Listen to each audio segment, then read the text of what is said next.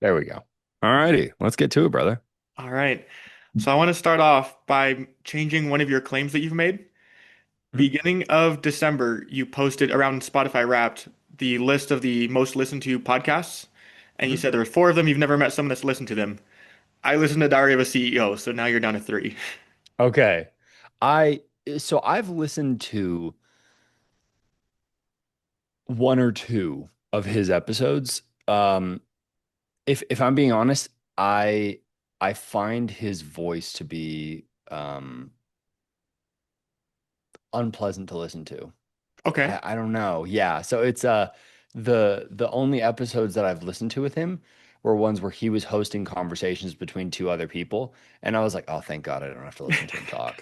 Like, and fair, it sounds really mean because I mean, objectively it is. He can't do anything about his voice. And he seems like a nice guy. He seems to be like very well intentioned, very thoughtful about the content that he's making. Um, but there's another creator. Whose name I don't know, and it's kind of the same thing. Like I've listened to his podcast a couple times, and I'm like, what you're doing is great. I can't listen to your voice, and fair, yeah, it's weird. fair. So I saw the other day that you posted that you had reread Nietzsche's Anti-Education. Are you Mhm. planning also reading his Antichrist book since that's the other one you got at the beginning? Uh, I I'll reread that when I'm doing a specific piece of content around it. Um, one of the tough things about like making content that is, I don't know, I guess I don't really know how to describe what I do, which is always kind of tough. Whenever people are in your comments every day being like source or well, why didn't you read this or why didn't you do that? A lot of your time ends up getting wrapped up with like reading things so that you have something to back up what you're saying. And I mean, it's gotten to the point where like I post, I sometimes I'll like reference Reddit because I think Reddit's actually a funny and somewhat relevant way to source to crowdsource a lot of information. And people are like, I cannot believe you're trying to make these serious claims from Reddit. And I'm like, dude, this is a YouTube video, not a college dissertation. Like, it's okay to like talk about something on the internet and go, this is where I'm connecting it from, and this is why it kind of makes sense. So if I do read Antichrist again,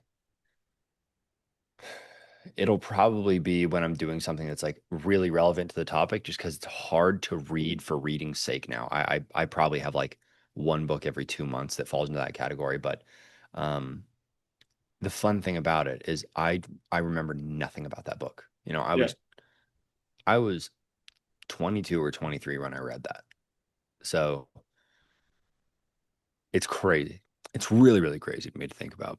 That thing that oh God, I'm losing it off the top of my head. Marcus Aurelius says about the whole like, a man never walks in the same river twice because, he's changed, so is that river. Same with books, man. Like rereading Anti-Education, uh totally different book to me now. Yeah. Fair.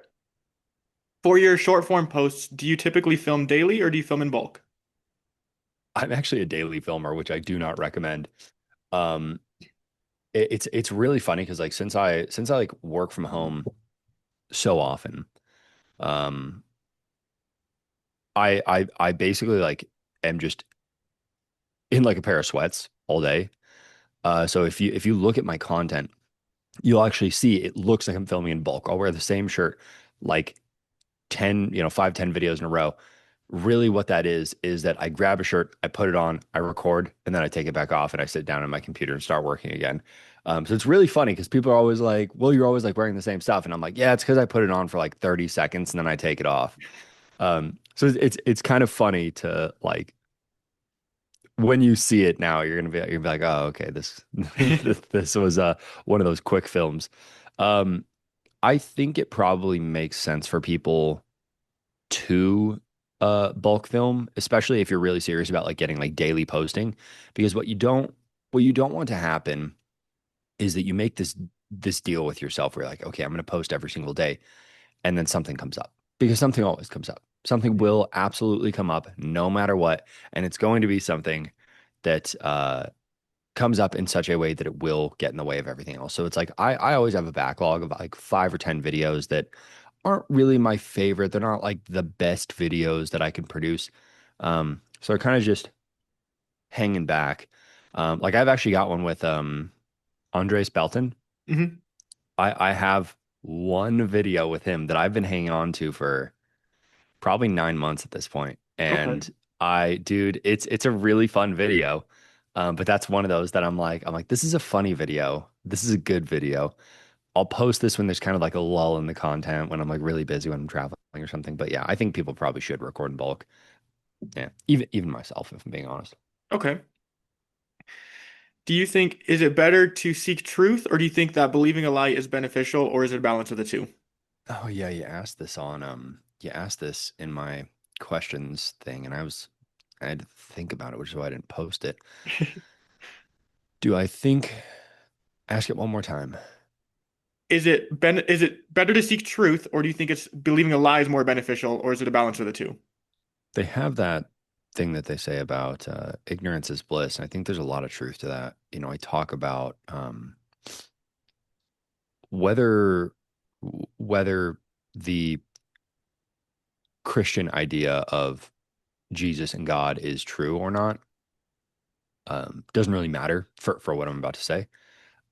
Uh, the feeling of believing it felt better.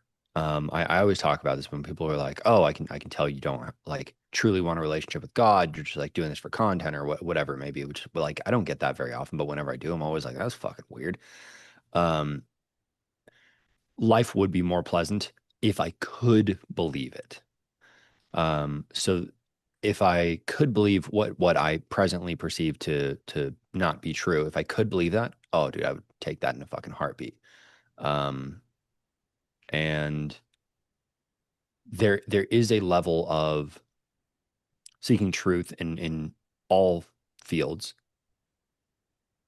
that is really painful. It is really um, it can change things. Everything. One thing can change like almost everything about your life. I have a friend that was raised in a cult for 30 something years, and him seeking truth in that regard upended his entire life. It lost him his entire family, it lost him all of his friends, it lost him all of his job prospects, it lost him all of his connections, it lost him everything. And so in that case, I mean, it's like it's very strange because if I were talking to him at 20 years old or something like that, and I could see into the future and see, oh my gosh, he's going to lose everything if he realizes that he's in a cult. Would I tell him to still seek that out? I don't know. Okay. I don't know. That's a tough one, man. Um, I think it's probably going to depend on how it's impacting your life. Um, Seeking, yeah, man, seeking truth about everything is gonna. I just had a specific thing come to mind that was like earth shattering for me. I don't know. I'm not gonna talk about that one. I'm trying to think of another one. Yeah, I mean that's probably a complete thought. It's you're going to if you're seeking it, it's probably because there's something disharmonious happening in your life. So it's like when I was trying to figure out uh where I felt politically when I was like extremely like as far as you could get like San Francisco Bay Area California leftist, that wasn't working for me, and it hurt to investigate that. It was really scary because I knew what that was going to mean for a lot of my friendships. I knew what it was going to mean for um many aspects of my life, but it wasn't working for me anymore, so to speak. And working sounds very selfish, and that's not how I'm meaning it. It wasn't working in the sense of like it felt like as I was thinking through my life and trying to figure things out, I just kept hitting these walls with that belief structure. So Okay. Yeah. So you mentioned in our last interview that you don't share your question about the problem of evil due to not wanting to draw people away from religion, and I think that's a noble position. But do you think that in not asking for it, you are robbing Christians of a chance to defend their faith or to test to see if what they believe is true? Yeah, probably, but then it's the question of, is that my job to provide it to them? And I don't know if it is. There'd be a certain level of guilt in my mind of showing somebody something, having them change their stance, and them um, having a less happy life because of that. So like I've thought about this with my mom, because her and I talk about religion all the time. Do I push back on my mom and her religious stance as hard as I can, knowing that, uh, mom, if you see this respectfully, that I could defeat her in a religious debate? Do I do that knowing that I can? Absolutely not.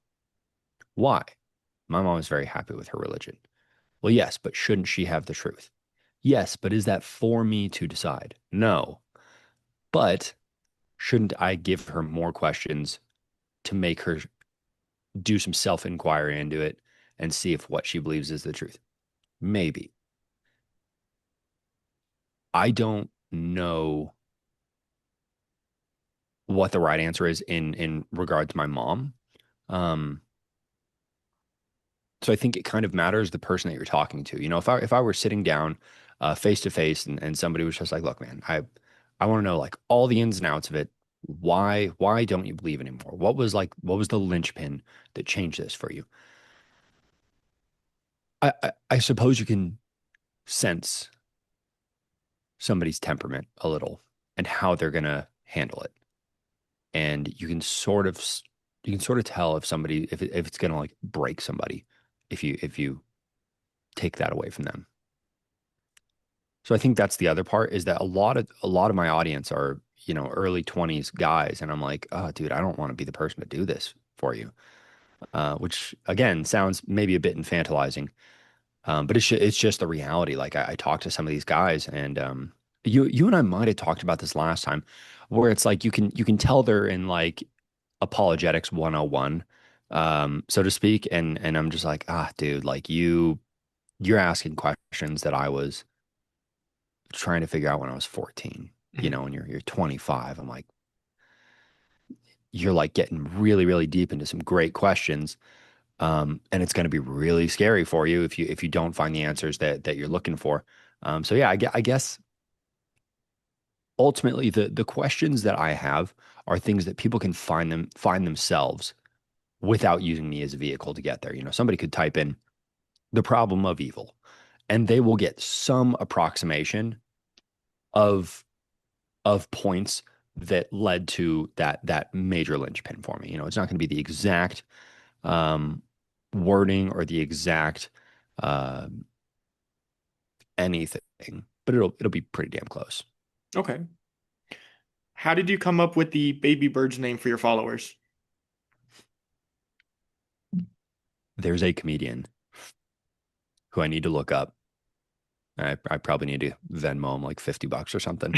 Um, and he's telling a joke, and he like, you know, he's kind of like setting it up, and he pauses, and the crowd kind of like has a certain little reaction, and he goes, "Oh, don't worry, baby birds, I'll feed you."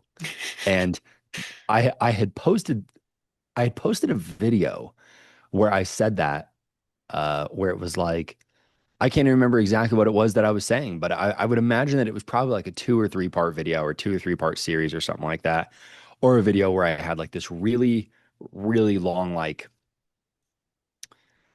just some level of exposition in the middle of it. And then I probably was just like, you know, hey, we're getting long-winded, but I'm gonna get there. Don't worry, you know. So that was kind of how it started. And then it just, I don't know, it just kind of stuck because I thought it was funny.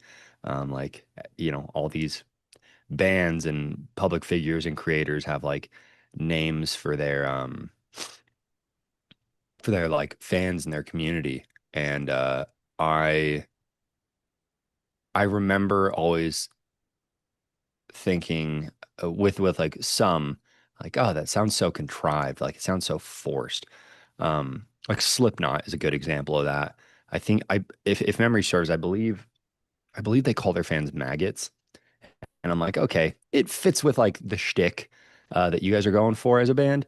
But God, I would hate to be saying something like that. And so like when Baby Birds happened, I was like, dude, it's perfect. Like it's perfect.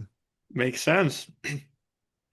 So I don't think this is a knockdown argument by any means, but as a self-proclaimed agnostic, what are your thoughts on Pascal's wager?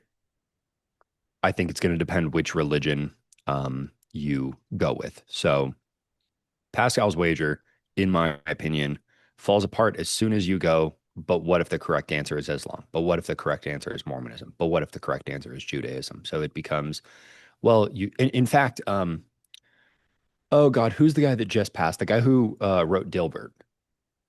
Oh, I know who you're talking about, but I don't remember his name. I can't remember his name either, but he just passed within the last 48 to 72 hours, I believe. Yeah. And he posted an open letter on his Instagram, and he essentially has got this uh, Pascalian wager written into his final goodbye, where it's, people have told me to believe in God, and I don't know if I do, and yada yada yada. And he goes, but just in case I'm wrong, um, I'm gonna choose to believe this, um, and hopefully that's enough.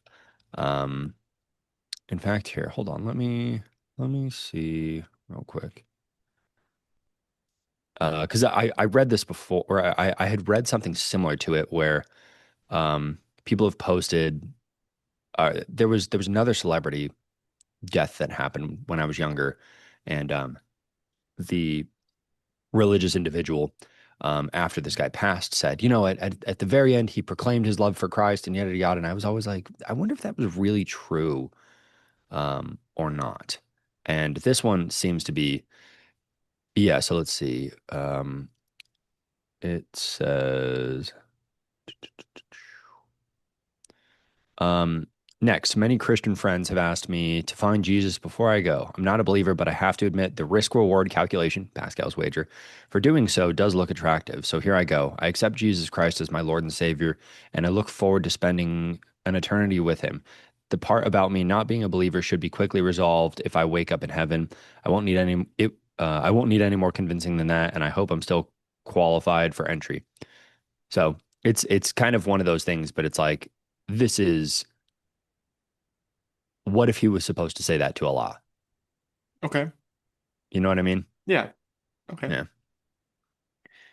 So But I know yeah, it you, it is a very tempting thing, like to think about that at the very last second, proclaim a belief in something. Um, I I want to say that's a bit more of a Protestant idea of like, oh, just ask for forgiveness at the end and proclaim faith. And it's like, I don't know very many religions or sects of Christianity or Catholicism that are like, yeah, just like lock it in at the last second, you're good. mhm, It's a yeah. very modern idea. I think I don't know if you know this. Was that something that came from the Schofield Bible? I'm not too sure. Yeah, neither here nor there. Continue. Okay. So I know you've said in regards to people denouncing things like OnlyFans after being a part of that, you said, quote, there has to be an off-ramp where people are truly forgiven and absolved of their past or people will never change. We cannot hold who someone was over their head until they die. You either want people to change and believe they can or you don't, close quote. I agree with this perspective, but how long do you think after those actions or what must someone do before they are deemed as absolved of them from a societal perspective? Do you know who Nardwar is? Yes. You're like my fucking Nardwar, dude. I love you so much. He's an inspiration Uh, to my interview style. Dude, I was literally talking to a friend about him the last night. This is so funny. Um, ask that tail end of that question one more time. Sorry. How long after those actions, or what must someone do before they should be deemed as absolved of them from a societal perspective? See, the tough thing is you never really know what's in somebody's heart. You never know if it's honest. Yeah, So I think in the case of Nala, I don't know her if that's her real name or if that's just a stage name that she's I really think well she known said it's a by. stage name. Okay, yes, I have no idea what her real name is, but everybody probably knows who I'm talking about. The cat ears, red hair, red hair, et cetera, et cetera. I think I think when she first posted her thing, I was like, we'll see. And that's probably been like a year and some change now. And I'm like, damn, this appears to have been an honest change in your life. That's awesome. And I think for anybody to look at that and say that it's not, again, it could be 5 years down the road. She goes, haha, just kidding, like, but she's in pretty deep, um, in my opinion. Versus you look at someone like the gal that is like opposite Bonnie. Billy Um, Phillips. thank you. Uh, she did this whole like baptism thing and was like, "Oh yeah, I'm not going to change anything. I just wanted to do this." And I remember seeing a comment that was like, "You've been baptized before. Was God not present for the first one?" And I'm like, "Damn, that's a kind of a mic drop." Uh, and I don't know. I guess it's just if you see if you see some level of follow through that would imply it, or that would imply that it is true. And again, that's the tough thing is that you never really know. There are people who can keep up um, keep up a charade forever and ever and ever and ever just because it's money. I posted in the Discord link in bio and about basically, do any of you guys think that there is a pastor or a preacher or any real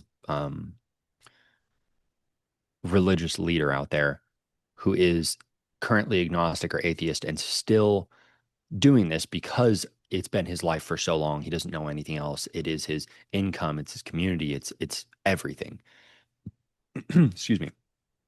Because I knew one, um, and it was really strange to kind of have that reveal happen because I knew his children. Mhm. Um, and all this time, I had believed that he believed the things that he was talking about. Uh, and it would appear that I was misinformed. So I guess it's kind of that same thing of like, or kind of an inversion of that rather, where it's somebody is purporting to believe something, and maybe they don't, and maybe it's just a pseudo get out of social jail free card. Um, the same as this guy kind of had this keep from going into social jail, so to speak. Once he had like revealed his lack of faith, um, that was it. I mean, it blew his life up for like 5+ years, maybe even longer, man. Um, so you never really know what's in somebody's heart. There's a level of you just have to take them on their word and look for context clues that prove it. God, I've too many quotes in my head that I can never remember exactly what it is and exactly who said it, but it's something like I want to be the person in public that I claim, or excuse me, I want to be the person in private that I claim to be in public. I think that's something most people struggle with pretty intensely if they would be honest with themselves. That's a pretty big struggle for the average person, myself included, where I find myself doing things and going, this isn't the kind of person that I want to be. These aren't the things that I want to do. And I think it's just always this grind of as you start to make change, there is this natural pullback um, to your old life. Um, we're getting off topic, but yeah, Okay. What originally got you into slam poetry? I went out with my friend Nicole. So sweet, sweetest gal on the planet. Um, her and I, this is so funny. Her and I, do you know what Amway is? I've Do, heard of it, but remind me. do you know what multi-level marketing is? Yes. I got looped into multi-level marketing when I was in my early 20s, and I actually made a little bit of money. Amway, do not clip this if you ever see this. I did not make a significant amount of money. I made a little bit of money that, if I'm being honest, the amount of time that I was putting into this thing, I made like pennies per hour. There was no significant money made. Um, and it's really funny because I probably could have. Like I have the skill to make that business work, but I remember having this like come to Jesus moment where I was like, this feels really, really unethical. Hmm. Um, but I had gotten her onto my team, and we we were like always doing these things, going to events, trying to meet more people with the express intent to find other people to bring on to the gang, because it's uh colloquially people would call it a pyramid scheme. It's multi-level marketing, which is like a sneeze away from a pyramid scheme, if I'm being Hmm. honest. um and so we go to this thing, and I watch her perform, and I was like, oh, this is cool, I have poetry written. And she goes, oh, that's great, I actually wrote your name down. And yeah, so that was the way that I very first did it. Was I kind of got forced into it, and then I was just like, wow, that was really fun. And I've got a couple of videos, and it's funny because I look back on them, and they're so cringe inducing. But like I love it, man. I think it's fun. The community is kind of, almost no matter where you go, man. It's a pretty unfortunately toxic community, and they won't necessarily admit that. But the, oh my God, this is a great piece. This is a great insight for a video that I'm working on. How incredibly toxic um, slam poetry is, and the way that it is kind of toxic almost through um, liberal politics, if I'm being Okay. honest. Yeah, I don't know how to describe it, but it's there's a very like smarmy feel to it, where it's you don't you want people to do good enough so that they're not a failure. You don't want them doing even slightly better than you. Um, I remember the last time that I did it, because I came out of retirement uh sometime last year, and I remember I ended up getting voted into the finals. And this girl that was at my table was like very, just so you shouldn't have gotten, it shouldn't have been you. They only did that because it's like your first time, and like everybody knows that my poem was better, but like it's very nice that you got voted in though. But if I would have read a different one, it would have been me. And anyway, and I was just like, dude, I don't. That's fine. I don't care. Like I'm doing this one time. This is a fun thing to, come pop out and do it again. That was kind of it. But yeah, it's weird, man. It's very cool kids club. Okay. Yeah. But I love it. I love it. It's very beautiful to watch people do, and to hear the things that people are writing. And it's very fun to watch people not know what they're doing, and then week to week start to figure it out. Because that's the other thing, is that a lot of these things are like um weekly performances, so you get a lot of reps. It's the same as like when people have spoken to me about sales. I'm like, look, if you want to get good at sales, you need to go work at a gym, because you're going to get a lot of reps. You're going to have a new person coming through the door every hour or so, versus a car dealership. You're going to get one person per day, Hmm. maybe. And it's like, okay, how are you going to get really good at performing poetry live? You got to do it a lot. Yeah. So you'll see it within like a month or something. You'll start to see someone kind of like hit their stride and pick up their own style, and you just go, oh, okay, this is the thing that is you. This is the thing that makes you unique in your style and your experiences. Um, and yeah, man, like just seeing other people experience your poetry so viscerally. I remember the very first time that somebody ever cried during one of my sets. Um, Angelica. That's crazy. I haven't thought about her in a long time. I remember her crying during my set. Um, and her and I ended up being friends for like 5 years or something like that. Uh, yeah, dude, I love it. It's so strange. So Okay. strange. In your opinion, what is the best piece of poetry that you've written? Excuse me. Um, fuck. I'm not gonna read it, but Um, man, here's the thing. I've got hundreds, hundreds and hundreds of poems. And I mean, the average one is like 2 minutes long. So I've got probably hours worth of poetry that I've written. Um, I think probably my favorite one, it's so funny to say this. It was probably this 5-part series that I wrote called Barnyard Animals. Um, just because I had dated this gal where we had like our nicknames for each other were different barnyard animals. So it was kind of just like this ongoing joke. Not a joke, but it was just what we called each other. And it was not a healthy relationship. It was not an easy relationship. Like we were never like bad to each other. We were just never meant to like go longer than like 3 months, man. But we were stupid in our early 20s, and that's how things go sometimes. But I wrote this 5-part series about her, and that I remember that being my like, okay, this is my style. And I loved it. I remember the first time that I ever got to complete or read that series from start to finish, and I was just like, oh my God, that felt so good to like have people experience the entire arc of that story. Because it all fed into each other. And then the other one, did I have a name for this 5-parter? So I was actually going to release a poetry book. It's Okay. it's written technically. I've just never printed or released it. Um, Mostly because again, a lot of it is, I mean, you feel so fucking naked with it, man. Like when people read it versus hear it and hear the way that you read it. Um, yeah, it's just so strange.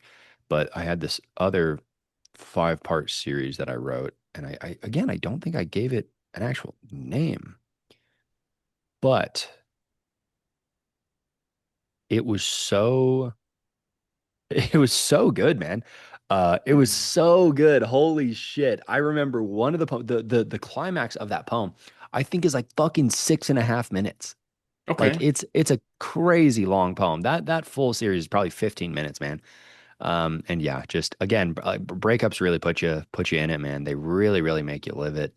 And it's so funny because as I'm thinking about them right now, I'm like, damn, those are so good. And I'm simultaneously cringing because of how uncomfortable the feeling of just metaphorically taking all of your fucking clothes off in front of people is. Um, as an aside, there's actually a slam poetry thing in Denver that I believe is called Naked Words or Naked Poetry or something like that. And people literally, the audience and the performers are all naked and they perform slam poetry. And I'm like, man, this is something I would have thought is so cool in my early 20s. And now in my 30s, I'm like, I don't want to get naked in front of a bunch of strangers. Understandable. Mm. What is your favorite Julia Wolf song and why?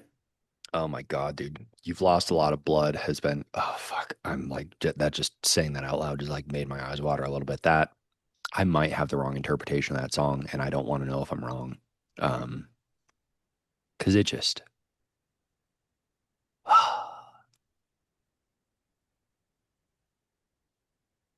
dude. Yeah, I'm actually crying a little bit. Jesus Christ, man. It's fucking 9:30.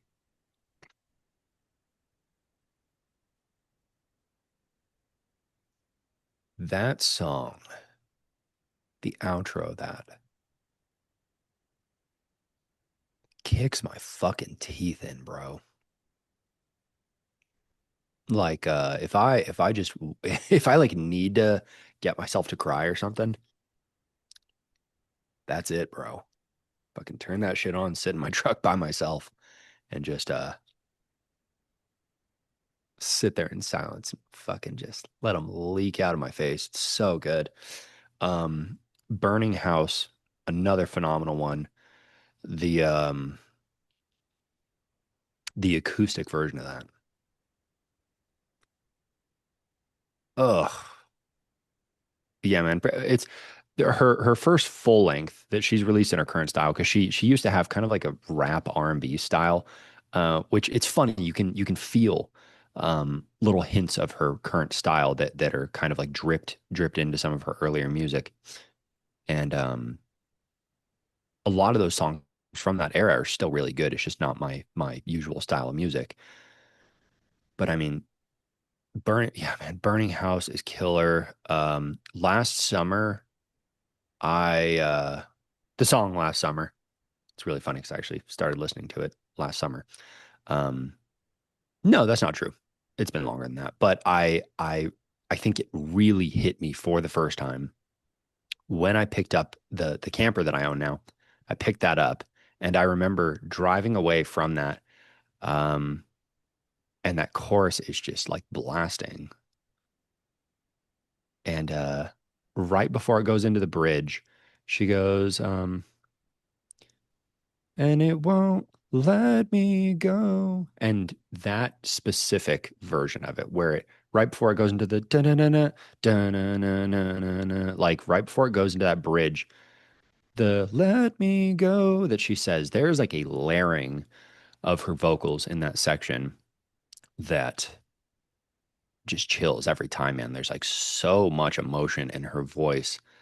Um, yeah, man, watching her perform in a room of like 200 people was absolutely a musical highlight of my life. And it's so funny because I remember posting about it and saying,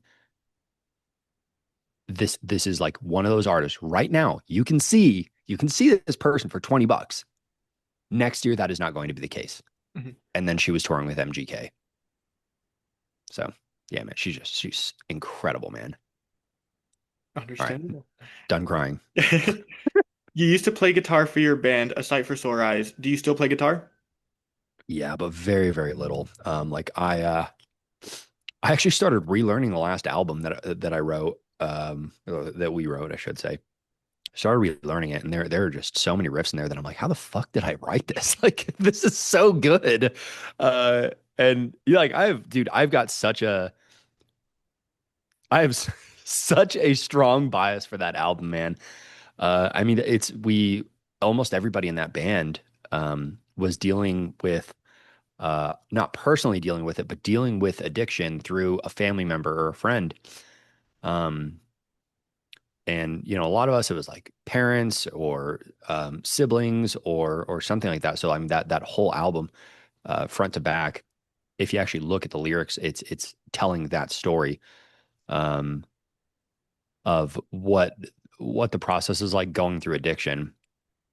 Um, and yeah, while we were, I guess, really like developing the band, our bass player, his dad actually died of a drug overdose. And the very last song on that album, Forgotten Side Effect, you actually hear his vocals, Sam, who I just texted yesterday. You hear Sam in the tail end of that song, and he's got this line where he just says, "I died that day with you when the drugs took over your heart." And yeah, dude, so many of these things are just like crazy, crazy memories that I can like picture so clearly.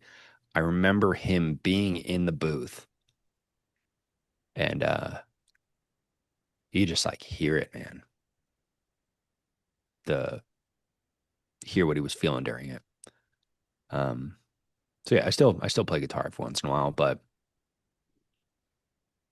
I think what I really need to do, honestly, is just I've gotten kind of bored with a lot of like standard and drop tunings. I probably just need to pick my acoustic up and change to like an open tuning or something like that, because they're so much fun to play in. Um, and really just kind of give myself like a fresh experience on guitar again. Because whenever I play open tunings, I write such fun music, man. Um, and when I'm in like a relationship too, I love playing music, man. I love playing music for the women that I'm dating. Um, yeah, Okay. What is your favorite song off your album, The Cure to Nothing? fuck. Uh, Companion, only because I wrote probably 90% of that song. Okay. Um, I think I wrote the lyrics for that one too, which is crazy. But yeah, I love that album so much, man. But that specific song, I just remember we wrote that and we were like, whoa, we're doing something here. Like we're a real fucking band. Uh, that song, Poison Free, was another really big one, only because there's like a huge punk and hardcore scene in Reno, and that was objectively just like, I mean, like a lot of really heavy power chords, um, really, really chuggy, and again, man, all these things, it's like I can picture it in my head like a movie. I remember we were playing at Fort Ryland and we had debuted the song Poison Free. And one of my friends, Brenda, goes, That's it, man. That's the song that's gonna finally separate you guys out. So it's funny. Poison Free was probably like a hometown favorite. And it was very fun to play. And fucking Sam Muscle, our old guitar player, he didn't like stick through the entire time. He and I wrote that song in like 20 fucking minutes. It was the easiest song we've ever written because punk and hardcore is just, it's so much fun to play. It's so easy to write, man. Like I could write fucking 10 full lengths of punk and hardcore because it's just so simple, man. But God, it's fucking fun live. Uh, and then Man, it's tough because like I have a different thing that I love about every single one. Um, I will say, oh God, it's the third or fourth song on that album. See, it's that this is how much I don't like it. I always forget what it's called. The one at fault. That intro fucking sucks, man. That intro is ass, and I it sucks because I wrote it. Um, and I mean, truthfully, the song is just too fucking long. It's 4.5 minutes. We could have cut that intro, that dog shit intro, and the song would have been probably 25% better, a little bit shorter, and it would have cut. I mean, just like it was just one of those riffs where I was like, this is a really fun riff to play. I was like, okay, just because it's fun doesn't mean it's good. Mhm. So we should have nixed that intro riff, and it's funny because when we were in the studio recording this, um, I remember Eric being like, that's an interesting intro. And I was like, yeah. And I could tell that what he was saying was, this intro fucking sucks. So it's really funny because like he was totally right. Wasted was a really good one just because there's a riff in there. It's like this thing that just stretches up the entire neck, man. Uh, where it's got this kind of like muffled sound where it just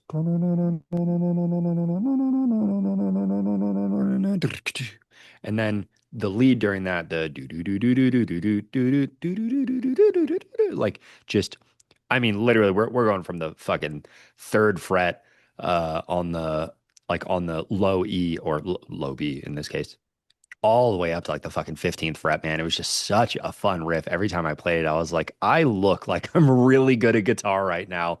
And I relearned that riff like a month or two ago. And that was one of those riffs that I was like, how did I write this? How the fuck did I write this? Yeah, I don't know, dude. I love that whole album. I still listen to it all the time. I think if we understood internet marketing a little bit better, I'll put it this way. If I started a band right now, we'd fucking blow up. Maybe not like, you know, the biggest band ever, but we would blow up just because I understand content marketing so much better now. And this album was fucking 15 years ago, man. Oh my God, this album's 50. Holy shit. That's the craziest thing ever. Yeah, dude, we recorded that in 2011. And I remember oh, Jesus Christ, you're my Nardwar. We recorded this album and the way that we promoted it, because Coney 2012 was happening. So we were promoting it alongside that as like a viral thing. And I believe it was hashtag the cure to nothing 2012. Uh, God, I fucking love that album. Okay, there we go. So how did you all come up with Wait, the one last thing. go for Sorry. it. We recorded it in 2012. We didn't release it until 2014 because if I'm being honest, I kind of fucked this up. I picked a studio that we just did not have enough money to record at, so we spent like an extra year paying things off. That destroyed our momentum. It completely fucking destroyed our momentum. Um, because yeah, it took us a year to pay it off, and then we were like sending it to labels, sending it to labels, sending it to labels, And then by the time we had like started to get a couple bites and things started like seeming like we were going to do something, um, one of our guitarists had to, or our other guitarist, Mondo, I believe, had to quit the band. And then we went and played this music festival in Washington. And then blah, blah, blah, blah, blah, just all this different shit. Yeah. So Okay. sorry, continue. How did y'all come up with the name for that album, and what does that name mean for you? The cure to nothing. It is drug addiction. It fixes nothing. It gives you this feeling of, um, it gives you this feeling of having like fixed something, and it just isn't. It doesn't. So um, I watched my sister self medicate through her depression with drugs. Um, we saw our bassist dad self medicate to his death. Uh, just every single person in our band had somebody who was abusing some kind of substance, um, and it was nothing more than an emotional band-aid, um, the cure to nothing. So it's again the you if you look at the track names, flashback, it's essentially this kind of like look back whole story, talking through and thinking through like the whole experience of addiction. And it's the first encounter, the first time that you actually encounter this, drugs out in the wild. And then I won't be you, this like thing of having another family member or friend and being like, oh yeah, like I know you're an addict. I know this is like in my genes or in my blood, so to speak. Um, but like I'm not going to be like that. I can just do this for fun, and then it's the one at fault. You kind of like start to have like a realization. It's like, oh, okay, yeah, but like it's it's not that big of a deal. Like this isn't really on me. Then companion, it's the realization of how intertwined into your life it is. Destroyer, starting to see everything that's falling apart, wasted. Kind of a similar thing. Um, Regression was as you start to get sober and then have this like massive backslide back into it, subjugation, putting it behind you, actually getting sober, and then forgotten side effect is the if you don't get sober uh, and you die, it's everybody who has to experience that. So I mean, the whole thing was literally just we're a fucking straight edge hardcore band. I have drug free tattooed on my shins. Um, I I I think I'm the only person from that band who is still sober, which is kind of funny. And not like everybody's like doing hella drugs or anything, but like I think everybody probably like drinks at this point or something like that. Um, which is very strange to think about. Like, fuck, we wrote a whole album about this. But yeah, not that I judge them at all. Like, I don't really give a shit what other people do. But yeah, dude, it is really funny because I actually had a comment on one of my posts last month where somebody was like, "When are you guys doing a Cypher Soares reunion?" And I was like, "Fucking never, man." Okay, okay. So you've mentioned you got into card counting after hearing a podcast with Stephen Bridges. He's someone I've looked up to as a performing magician, and I followed his card counting journey as well. What about what he was saying got you intrigued about counting cards? So if he and I ever get connected, I'll which I think is actually very possible. I'll try to link you guys up. Okay, thank you. There was just I guess something about the way that he just like talked about it where I was like, okay, this isn't just like it was on the Modern Wisdom podcast, which is even crazier. Um, I guess there was just something about the way that I was like, this is just some fucking dude. This is like literally just some guy. And he has figured out this like complex, mathematical, crazy, blah, blah, blah. And it's like, no, dude, it's the easiest thing on the planet. It's so simple. You could teach an 8-year-old to do it. And then I started just digging into it deeper. So I would say he was kind of like the toe in the water, so to speak. And then it was just shout out to the algorithm, man. It was like, oh, you liked that? What if it was your entire feed? And I was like, fucking deal. And just, I'm fucking, somebody's going to clip that image. Um, but yeah, just fucking shoveling it into my face every second that I could, man.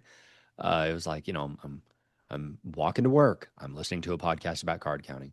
I'm at home. I'm watching Holy Rollers with Colin Jones. His documentary, excuse me, on the card counting Christians. Shout out Blackjack Apprenticeship. I just I couldn't stop, man. It just I think the thing is, once you sort of understand card counting, you go, that's it.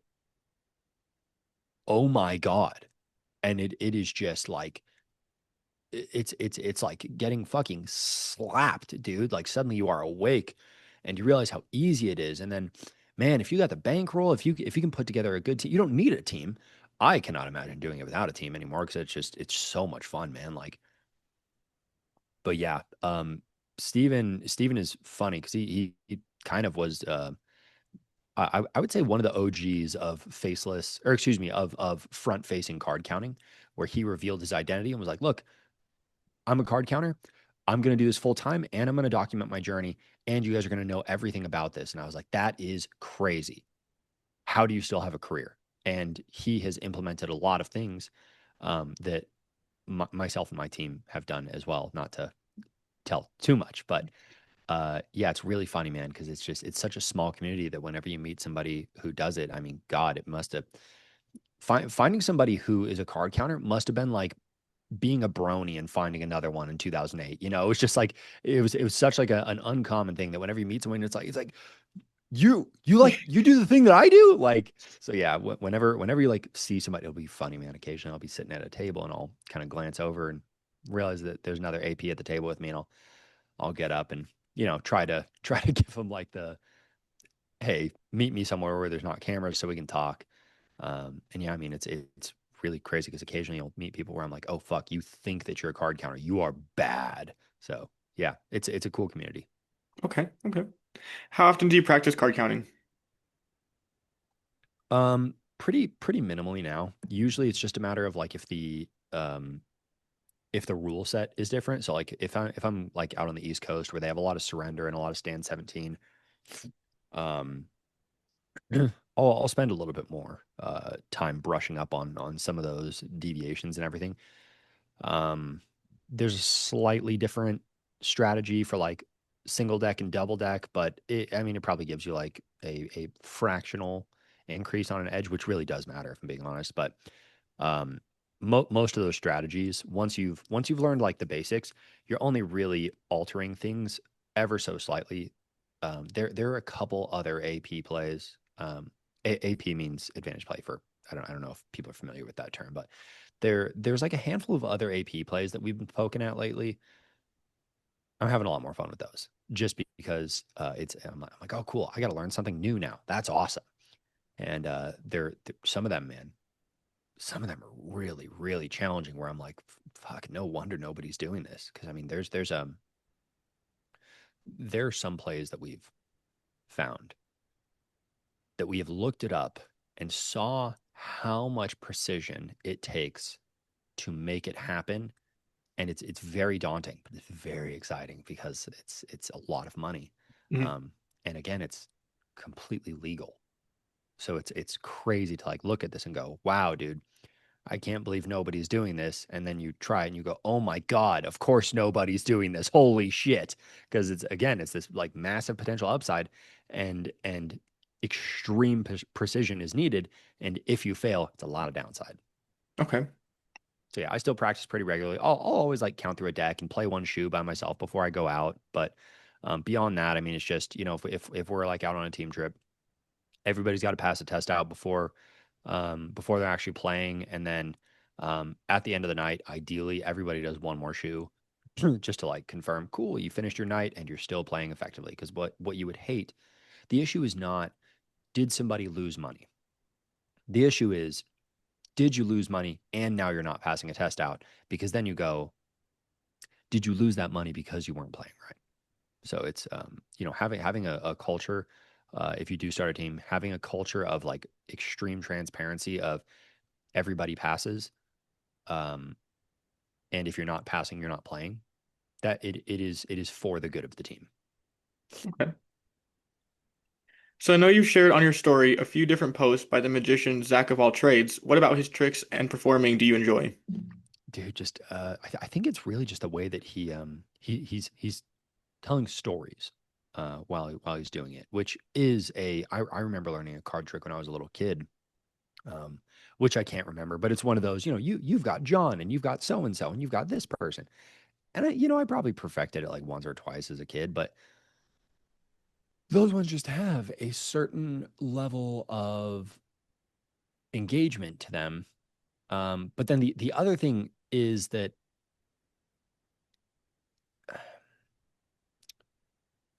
there's like the thing that you expect.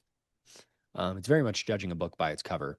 You never know what you're really going to get uh, when you're swiping through. So sometimes you find these creators where it's like you look at the comments and all the comments are like holy gem alert, where it's he was one of those people. There's another guy that um, plays a style of post hardcore that I really love, and I remember when I first saw him, I was like oh no, my algorithm uh, tells me that this is either going to be the greatest thing ever or it's going to be like a really embarrassing lol cow style thing. So like when I first saw Zach, I remember being like, oh fuck, what do we got here? And then he just starts going through it, and I was like, gem. This dude has got it. So yeah, something about his style of telling stories just really, really nails it. And the thing about magic, in my opinion, as somebody who is not you, the thing about magic that is so cool is that a lot of these things are things that generally anybody can do.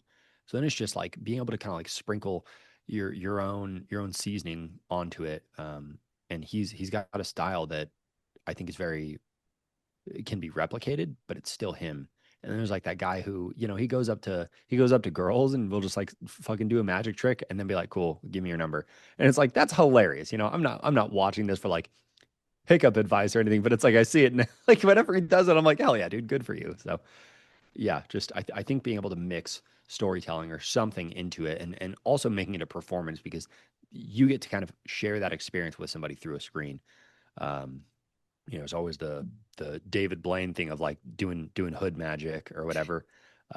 Like early YouTube days where he's going out into like the hood and doing magic for black people and like, dude, black people just have like they have the reaction that you Yeah. always want. And yeah, they seem to appreciate it in a way that is just so much better. It's so funny. Okay. So you've spoken at length about the idea of separating the art from the artist. Do you think oftentimes the art or what is associated with it is something the artist never intentionally added? For example, when English teachers expound upon the meaning of a blue door in a literary work, when we don't know if the author intended it to be there, a deeper meaning other than a visual description. Do I think that sometimes intention gets inferred from it that is not there? Yeah. Yeah, without a doubt, man. I mean, it's like in the simplest sense, like I post these videos on the internet, and there will be people who are like, oh, so what you're saying is X Y Z, and I'm like, that is literally 0% what I am saying. And sometimes I find it quite frustrating because people will take very very negative interpretations, and I'm like, bro, quit that shit. Like this is so negative. But I have to emotionally separate myself from it because it's kind of just like given to the world. But yeah, like to go back to the um, Julia Wolf thing, and I think I talk about it in that episode actually. Um, that specific song, like she the story that I hear in it might not be what she has put into it, and I just never want to know if that's true. And there are so many songs like that. Everybody has that thing, There's a like the I talk about this painting or this it's weird because it's like a 3D painting and it's a sculpture and it's something else and um I love it and I don't know the what the artist intention was of it. But I know what I feel with it, and for me, that's the most important thing. Okay. So do you think that that means the art morphing into something else automatically separates it from the artist, or are those of the art attributed to the artist by proxy?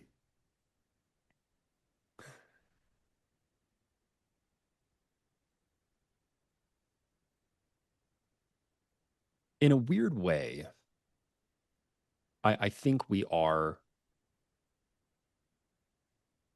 the art from like our parents and our community, right?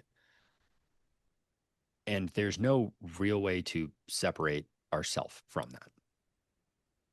We are still the product of all of those things.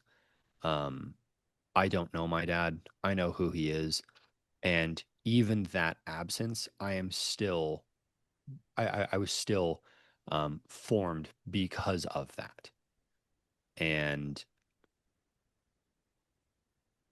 I think regardless of what the the artist put into something, or regardless of what they've made,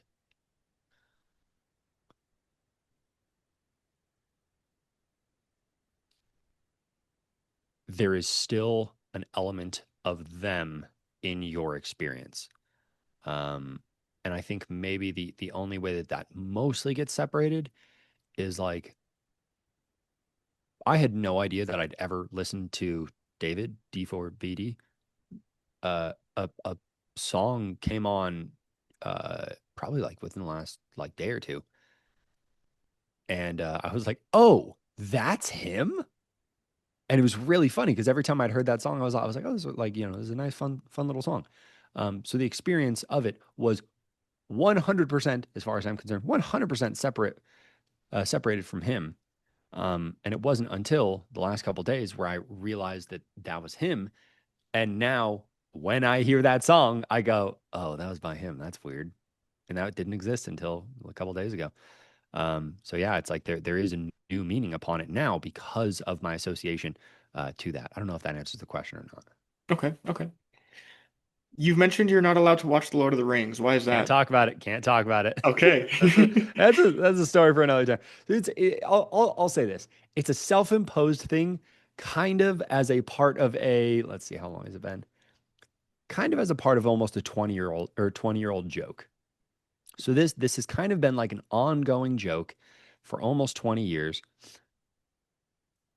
And I will explain the joke when I am finally allowed to watch them. Okay. And it's gonna be I can't fucking wait, dude. I cannot wait because I want to so bad. They're definitely worth it. I think the 25th anniversary is this week.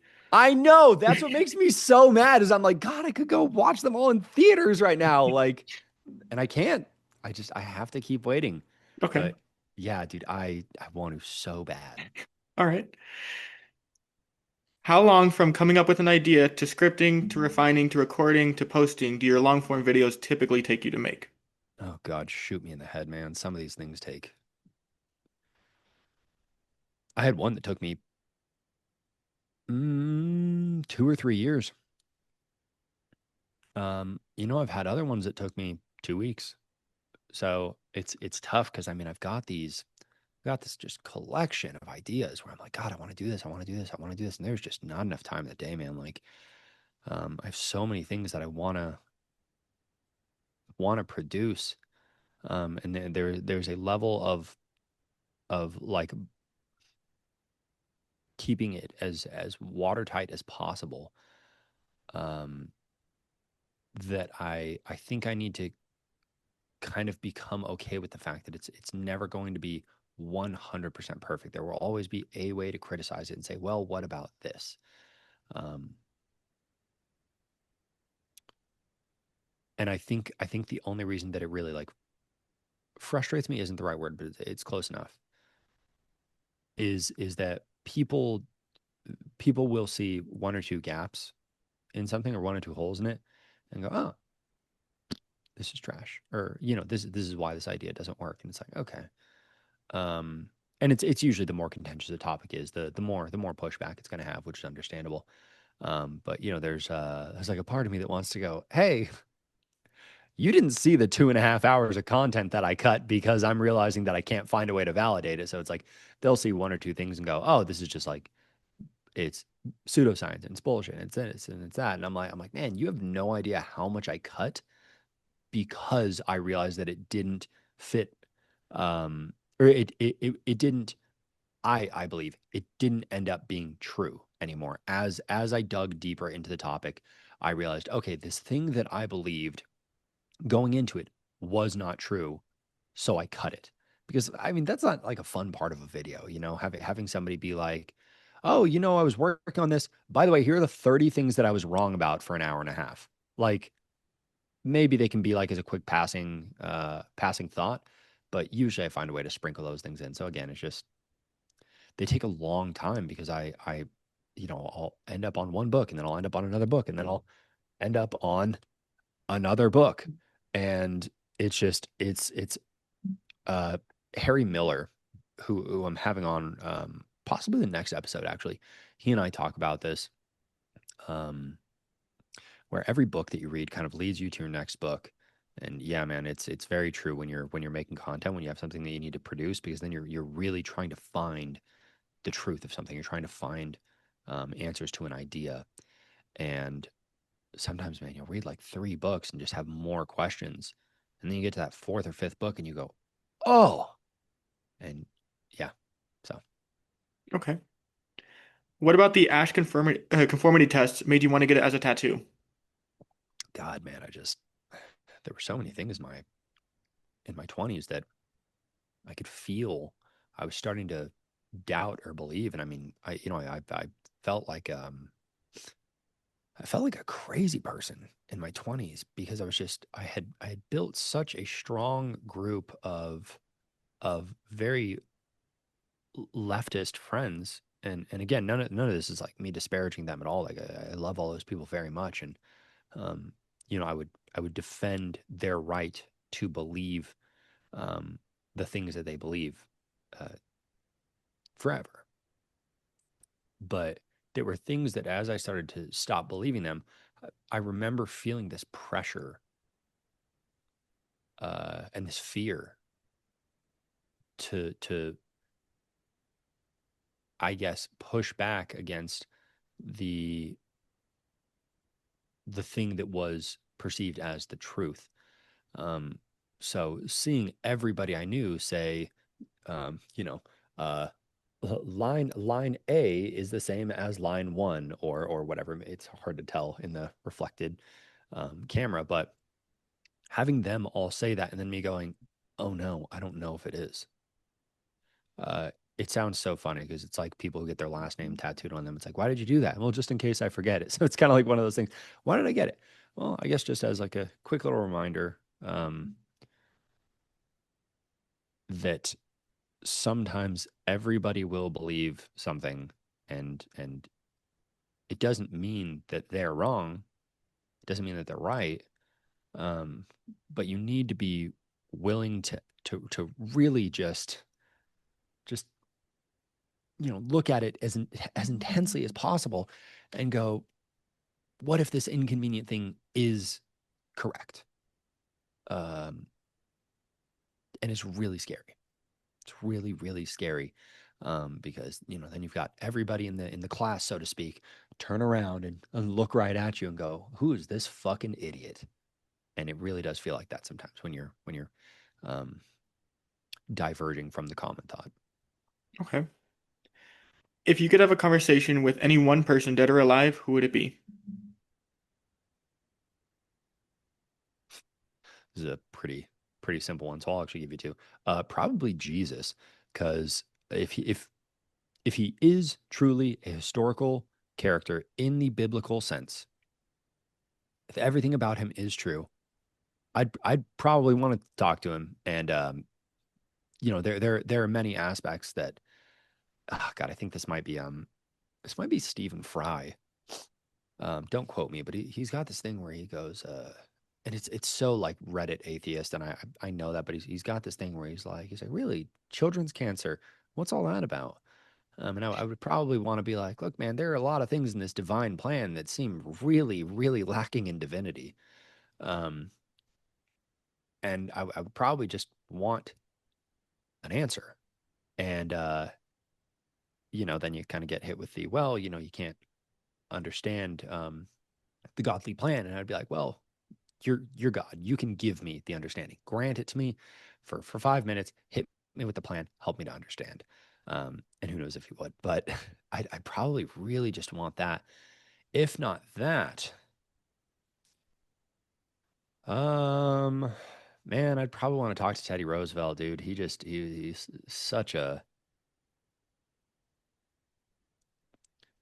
he just seemed to really love all the things that I love. Maybe not all, but very, very many things about America that I love. I mean, the way that he talks about the wilderness and the mountains and just everything that I love and the kind of life that he got to live of just going out um, into the woods just to live and do all of these very frontier esque things. Um, I think there is a definitely a naive desire for that kind of life. So I think just because he was kind of the presidential poster child for all of those things, be like, man, that's so cool that you got to do all those things and you were president. What the fuck? How did you fit all of that into your life? Yeah, probably him, man. He's such an interesting guy. One of my friends, I found this so funny. She was one of my very first personal training clients, actually, over a decade ago, and this is again early early 2010s. And she goes, yeah, I wrote a fan fiction about Teddy Roosevelt. And I was like, what? And she's like, yeah, I did that. And I didn't know what fan fiction was at that time. I'm like, what does that mean? And she like sends me a link and I read through it and I was like, oh my God. Like, but I was like, I get it. He's a man's man. Okay, okay. And then the last question I have for you is you mentioned last interview that if you could ask your future self one question, it would be, who is she? And then you've also mentioned believing things come to you in your life when you're ready for them. Is there a metric or sign that you'll know you're ready to do or think that it'll be something or it just happens? You're gonna have to ask that question one more time, but real quick. Oh my God, You're good. I'm such a little softy. Like even just hearing that question back, who is she? I'm like my immediate. I'm like, oh fuck. Like You're good. hits me, man. Think about it a lot. And continue. Yeah, so you Sorry, mentioned question last one more time. interview that if you could ask your future self one question, it would be who is she? And you also mentioned believing things come into your life when you're ready for them. Is there a metric or sign that you'll know you're ready, or do you think it'll be something that just happens? I think the most important thing is that you have to build up enough skills to have the ability to notice it. So in this next episode that I'm working on right now, there's this thing of uh, not being able to know that you why you don't know something. Um, just as a matter of fact, when I talk to somebody who is infinitely more educated than me on a topic, I'm not going to be able to understand. No matter how much I push back on them, I'm not going to be able to understand that point. Is it possible that I could gain the intelligence? Maybe. Um, you have to gain a lot of skills to know that an opportunity is sitting in front of you. Um, so it's like I think anybody, if they're being honest, aside from the people who got married really, really quickly, if you've dated a few people, men and women, you know the experience of having dated somebody and went, oh man, you were the right person, but I was not prepared for this. I've had that before. Um, I've had opportunities in terms of like job show up in front of me that in hindsight I was like, oh, there was something there and I didn't even recognize it. Uh, and The Compound Effect by Darren Hardy. It's a really, really short book. I'd be shocked if it's 200 pages. And he has this thing that I quote all the time. Oh my God, I quote this all the time. The equation for luck is preparedness meeting opportunity. And if the right thing shows up, but you do not have the ability to actually utilize it, then there's really nothing there.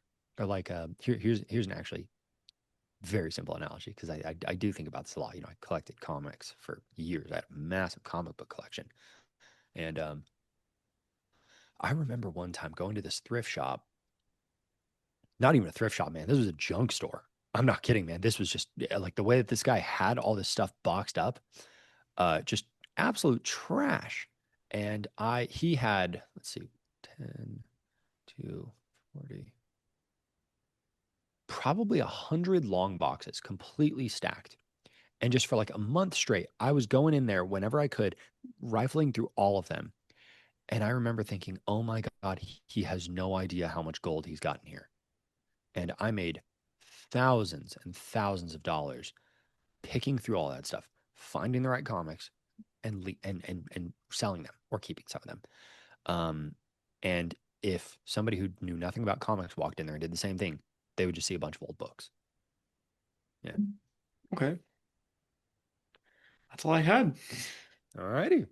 Dude, it's always a pleasure, man. I seriously like you're such a fucking good interviewer. It's ridiculous. Thank you. Um, not to this is not at all me trying to like boast about myself, but like you are like a perfect example of like preparedness meeting opportunity. You know, I've had other interviews with people where uh no shade at them, but I'm like I can kind of tell that there's like a lot of nervousness, a lot of like lack of preparedness. And this and that's okay. That's part of developing a skill.